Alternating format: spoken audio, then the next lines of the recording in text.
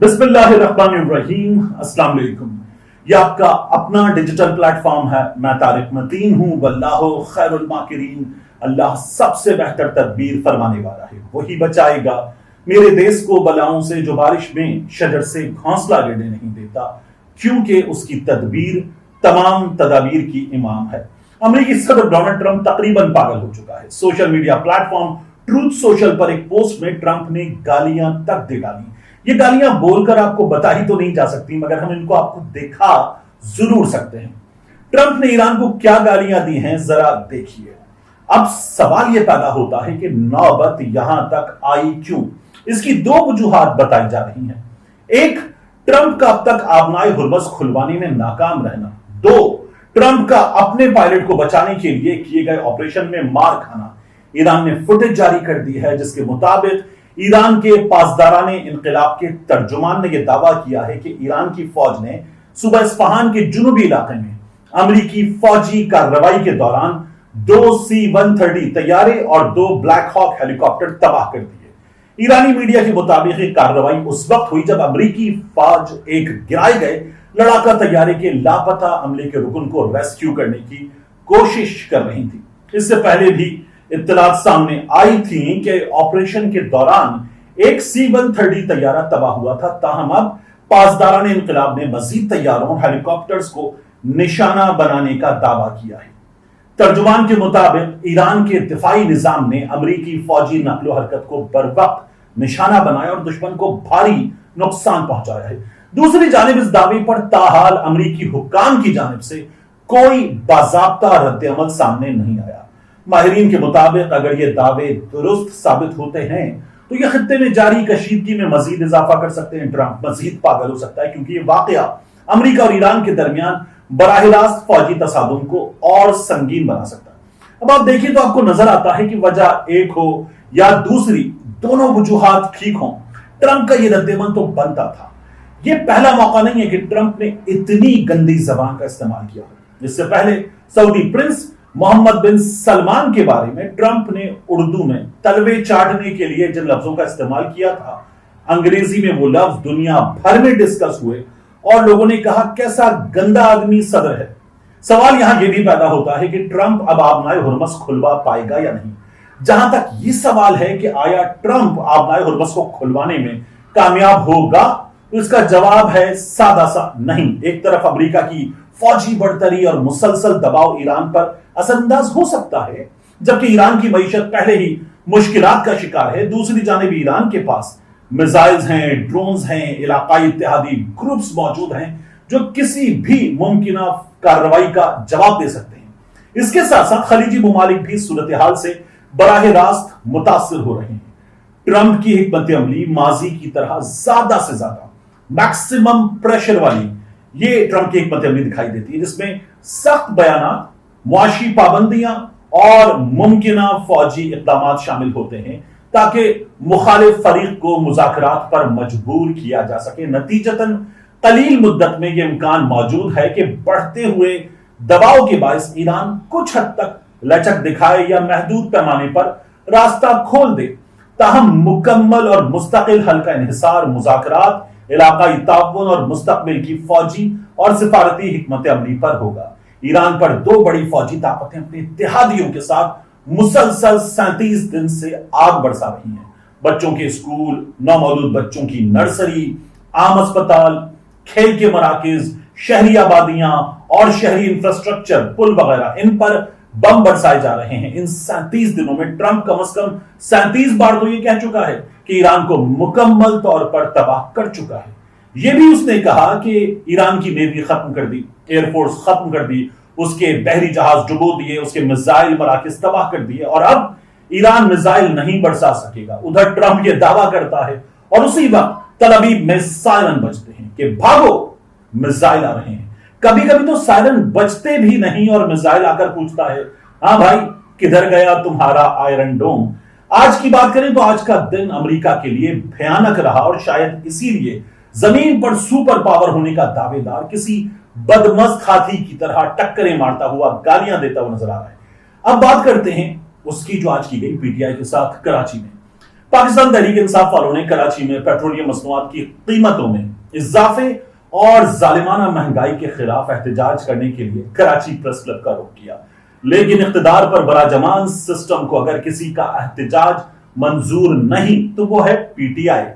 پہلے تو Karachi press club کو جانے والے ہر رستے کو بند کر دیا گیا، چاروں طرف کنٹینر لگا دیے گئے، پولیس کھڑی کر دی گئی اور سسٹم نے اعلان کر دیا کہ مہنگائی کے خلاف آواز اٹھانا منع ہے۔ صدر اور general secretary Karachi press club کے چاروں اطراف سے راستے بند کی جانے پر شدید تشویش اور مذمت کا اظہار سامنے آیا اور کہا کہ صحافیوں کو تو پریس کلب تک بلا رکاوٹ رسائی کو یقینی بنایا جائے اور فوری طور پر تمام راستے کھولے جائیں، لیکن ایسا نہیں ہوا۔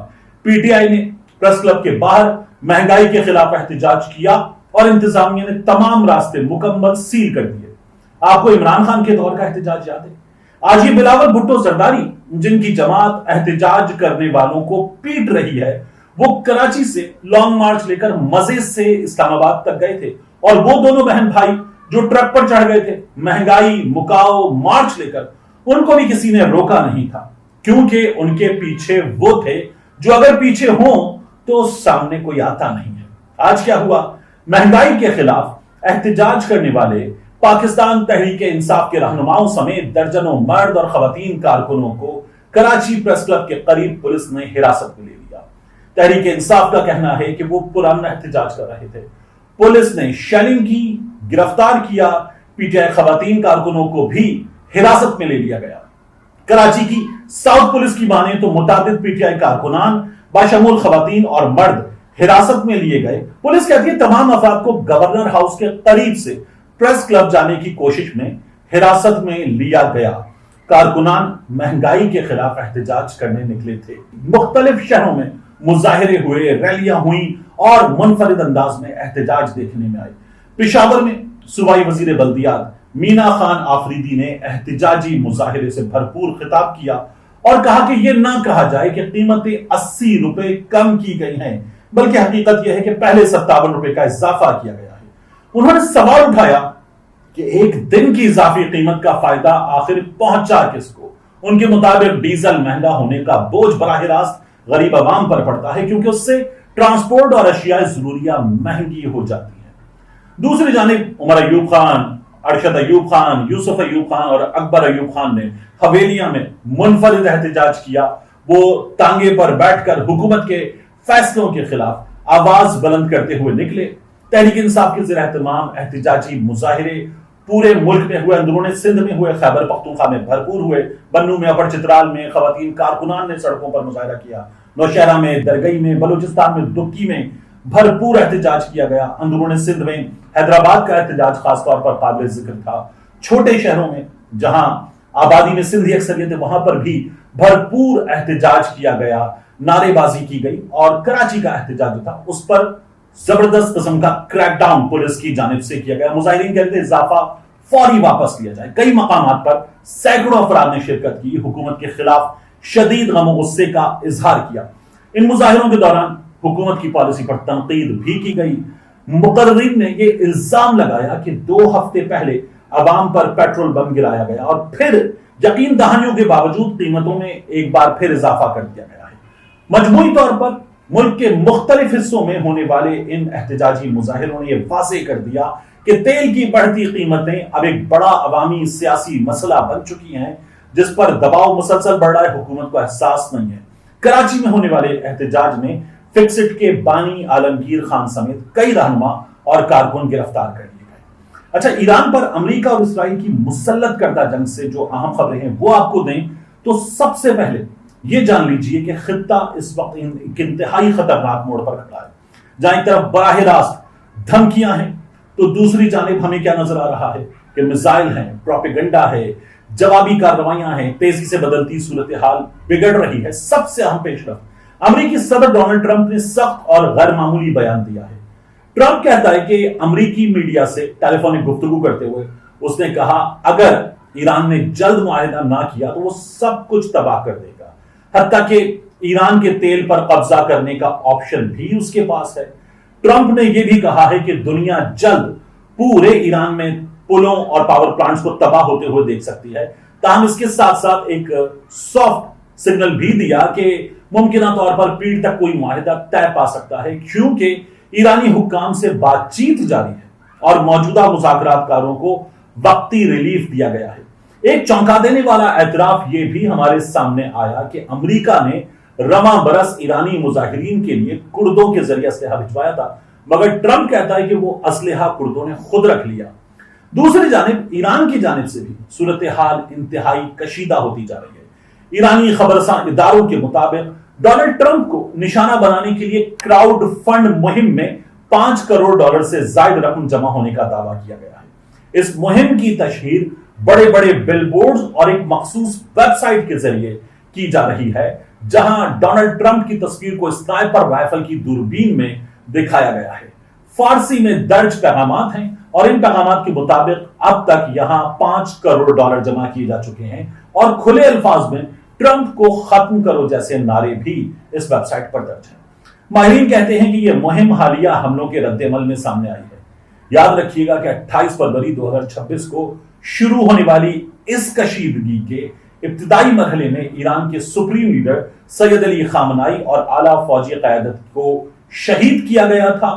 ایران پر جنگ مسلط کی گئی۔ میدان جنگ میں بھی صورتحال کم خطرناک نہیں ہے۔ لبنان کی مزاحمتی تنظیم حزب اللہ نے دعویٰ کیا ہے کہ اس نے اسرائیل کی بحریہ کے ایک جہاز کو نیول کروز میزائل سے نشانہ بنایا ہے۔ حزب اللہ کے مطابق یہ جہاز لبنان کے ساحل سے 68 بحری میل دور تھا اور حملے کی تیاری کر رہا تھا، جسے کامیابی سے ہدف بنایا گیا۔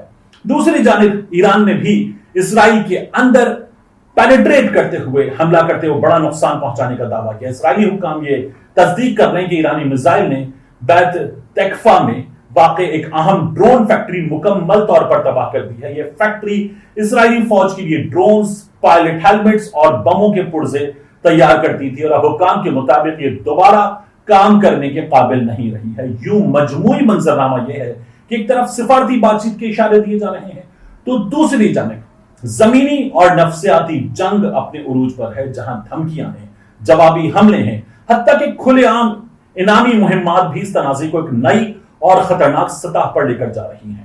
اور آخر میں ہم آپ کو بتائیں کہ وزیر اعلیٰ خیبر پختونخوا سہیل آفریدی نے قومی امن جرگے سے خطاب کیا ہے۔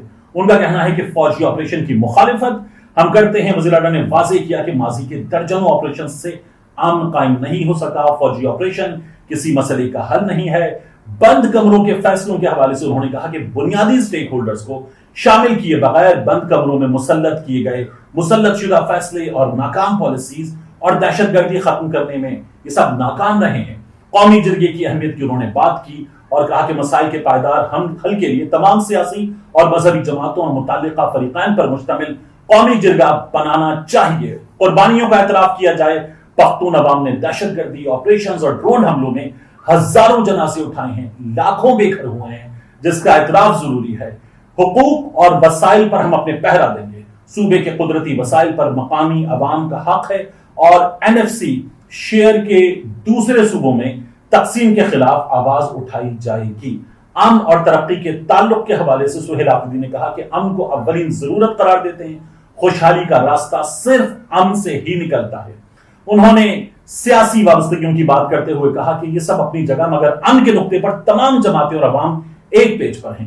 عوامی احتجاج کا انہوں نے انتباہ جاری کیا اور کہا کہ پالیسی فورمز تک عوامی آواز پہنچانے کے لیے بھرپور احتجاج کریں گے۔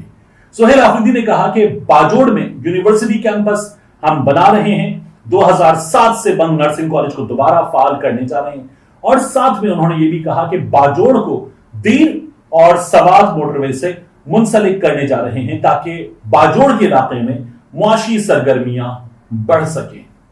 ملتے ہیں انشاءاللہ آپ سے اگلی ویڈیو میں۔